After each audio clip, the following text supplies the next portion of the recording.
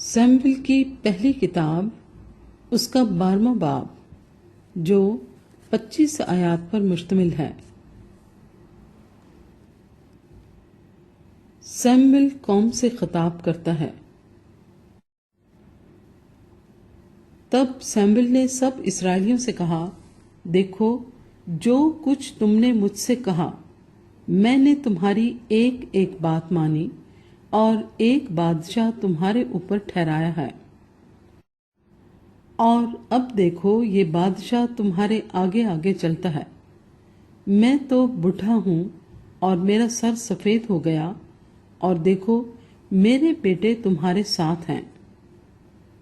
میں لڑک پن سے آج تک تمہارے سامنے ہی چلتا رہا ہوں۔ میں حاضر ہوں، سو تم خداوند اور اس کے ممسو کے آگے میرے منہ پر بتاؤ کہ میں نے کس کا بیل لے لیا یا کس کا گدھا لیا، میں نے کس کا حق مارا یا کس پر ظلم کیا، یا کس کے ہاتھ سے میں نے رشوت لی تاکہ اندھا بن جاؤں۔ بتاؤ، اور یہ میں تم کو واپس کر دوں گا۔ انہوں نے جواب دیا، تو نے ہمارا حق نہیں مارا اور نہ ہم پر ظلم کیا، اور نہ تو نے کسی کے ہاتھ سے کچھ لیا۔ تب اس نے ان سے کہا کہ خداوند تمہارا گواہ اور اس کا ممسو آج کے دن گواہ ہے کہ میرے پاس تمہارا کچھ نہیں نکلا۔ انہوں نے کہا، وہ گواہ ہے۔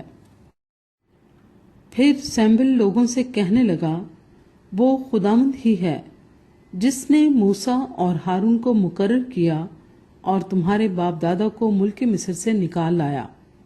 سو اب ٹھہرے رہو تاکہ میں خداوند کے حضور ان سب نیکیوں کے بارے میں جو خداوند نے تم سے اور تمہارے باپ دادا سے کی گفتگو کروں۔ جب یعقوب مصر میں گیا اور تمہارے باپ دادا نے خداوند سے فریاد کی، تو خداوند نے موسیٰ اور ہارون کو بھیجا، جنہوں نے تمہارے باپ دادا کو مصر سے نکال کر اس جگہ بسایا۔ پر وہ خداوند اپنے خدا کو بھول گئے، سو اس نے ان کو حسور کی فوج کے سپہ سالار سیسرا کے ہاتھ اور فلسطینیوں کے ہاتھ اور شاہ موآب کے ہاتھ بیچ ڈالا، اور وہ ان سے لڑے۔ پھر انہوں نے خداوند سے فریاد کی اور کہا کہ ہم نے گناہ کیا، اس لیے کہ ہم نے خداوند کو چھوڑا اور بالیم اور استارات کی پرستش کی۔ پر اب تو ہم کو ہمارے دشمنوں کے ہاتھ سے چھڑا، تو ہم تیری پرستش کریں گے۔ سو خداوند نے یربل اور بدان اور افتح اور سیموئیل کو بھیجا، اور تم کو تمہارے دشمنوں کے ہاتھ سے جو تمہاری چاروں طرف تھے رہائی دی، اور تم چین سے رہنے لگے۔ اور جب تم نے دیکھا کہ بنی امون کا بادشاہ ناحس تم پر چڑھ آیا، تو تم نے مجھ سے کہا کہ ہم پر کوئی بادشاہ سلطنت کرے، حالانکہ خداوند تمہارا خدا تمہارا بادشاہ تھا۔ سو اب اس بادشاہ کو دیکھو جسے تم نے چن لیا اور جس کے لیے تم نے درخواست کی تھی۔ دیکھو خداوند نے تم پر بادشاہ مقرر کر دیا ہے۔ اگر تم خداوند سے ڈرتے اور اس کی پرستش کرتے اور اس کی بات مانتے رہو اور خداوند کے حکم سے سرکشی نہ کرو، اور تم اور وہ بادشاہ بھی جو تم پر سلطنت کرتا ہے خداوند اپنے خدا کے پیرو بنے رہو تو خیر۔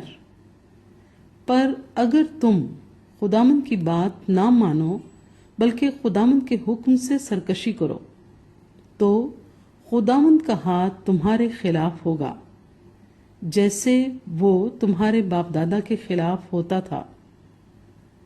سو اب تم ٹھہرے رہو اور اس بڑے کام کو دیکھو جسے خداوند تمہاری آنکھوں کے سامنے کرے گا۔ کیا آج گیہوں کاٹنے کا دن نہیں؟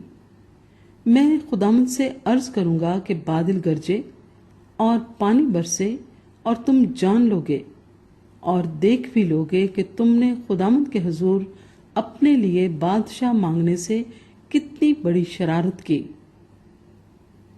چنانچہ سیموئیل نے خداوند سے عرض کی اور خداوند کی طرف سے اسی دن بادل گرجا اور پانی برسا۔